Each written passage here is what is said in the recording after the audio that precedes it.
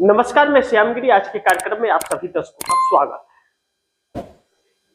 Supreme court के फैसले ने पूरे देश में चिंगारी भड़का दिया। अरावली पर्वत कहीं ऐसा ना हो कि सरकार का तख्ता पलट कर दे। बड़ी महत्वपूर्ण है कि सुप्रीम कोर्ट के ऊपर लगातार सवाल खड़े होते रहे काफी समय से। मोदी सरकार जब से आई है, हर विभाग को और हर संवैधानिक संस्थाओं को धीरे धीरे करके अपने कब्जे में लेती गई और आज नतीजा यह है कि पूरा देश उसके कब्जे में है। यूं कहे तो सरकारों के कब्जे में देश होता ही है, सरकार ही चलाती है देश को। लेकिन देश को चलाना और कब्जे में लेना दोनों दो चीजें हैं। देश को चलाना यानी कि कानून सही बनाना जो आम व्यक्ति को जीने का अधिकार दे, कानून वह हो, नियम वह हो जो आम व्यक्ति को रोजगार दे, सिक्योरिटी दे, उसकी सिक्योर करे कि उसे रोजगार मिलेगा।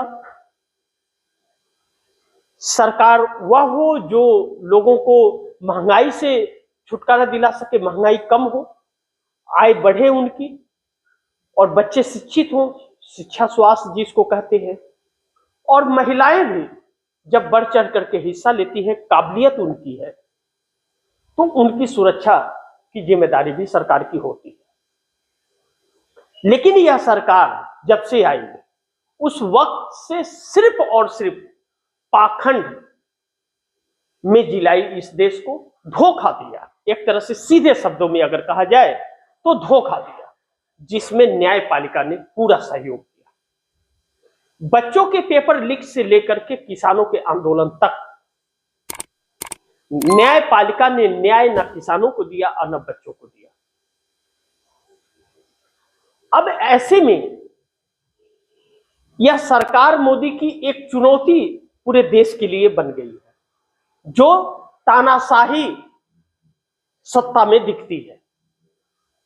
और यूं कहें कि तानाशाह हो गई है तो शायद किसी को आपत्ति इसमें नहीं होगी, क्योंकि इस सरकार के फैसले ही, तानाशाही सरकार ही कर सकती है ऐसे फैसले, कोई और नहीं।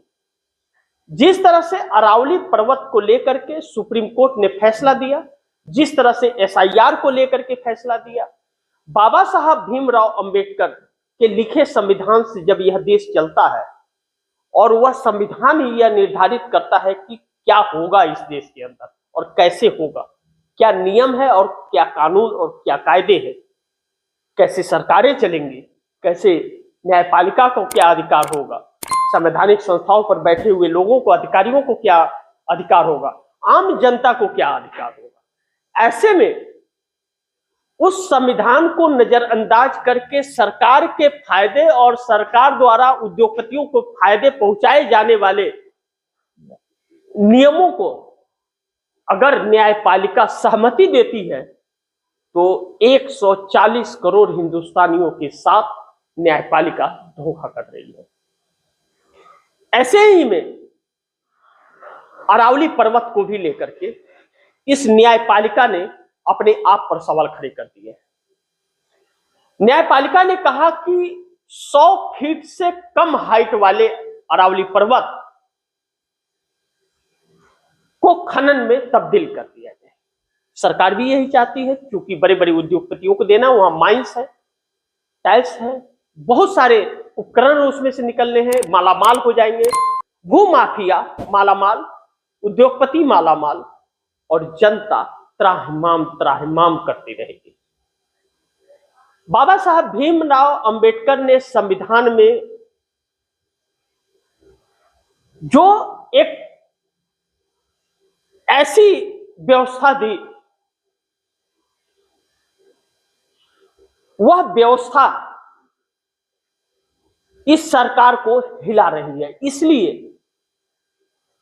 इस सरकार ने न्यायपालिका का सहारा लिया। सूची 6, अब यह सूची 6 है क्या? यह पूर्वोत्तर के राज्यों को जो अरावली पर्वतों से घिरे हुए हैं, उन्हें इस बात की इजाजत देता है कि वहां पर इस सरकार के बनाए गए कानून लागू नहीं होंगे पर्वतीय क्षेत्रों को लेकर। इसी की मांग सोनम वांगचुक भी कर रहे थे। सोनम वांगचुक इसकी मांग लद्दाख में कर रहे थे, लेकिन इस सरकार ने देशद्रोह का मुकदमा लगा करके सोनम वांगचुक को जोधपुर के जेल में डाल दिया। अब सोचिए, सूची 6 है क्या? यानी कि जो खनन हो या बड़े बड़े उद्योग वहां लगाने हो, इसका फैसला सरकार नहीं करेगी। जैसे आसाम का 7 सिस्टर ले लीजिए, अरुणाचल ले लीजिए, नागालैंड ले लीजिए, मणिपुर ले लीजिए, मिजोरम ले लीजिए, ऐसी जगहें जो हैं, या लद्दाख जैसे, कारगिल जैसी जगहें हैं, वहां के लोग निर्धारित इस बात को करेंगे कि यहां कंपनियां लगनी है या नहीं, और लगेंगी तो किस शर्त पर लगेंगी।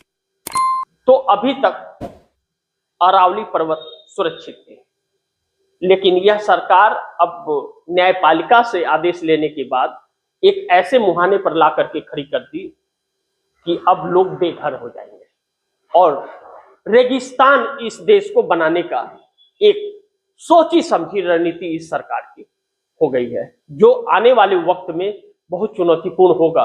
लेकिन बड़ी महत्वपूर्ण यह भी है कि अब पर्यावरण को लेकर के लोग सड़क पर आ गए हैं, आम जनता सड़क पर आ गई है, पहाड़ी क्षेत्रों के लोग सड़क पर आ गए हैं, किसान सड़क पर है, मजदूर सड़क पर है मनरेगा समाप्त होने के लिए।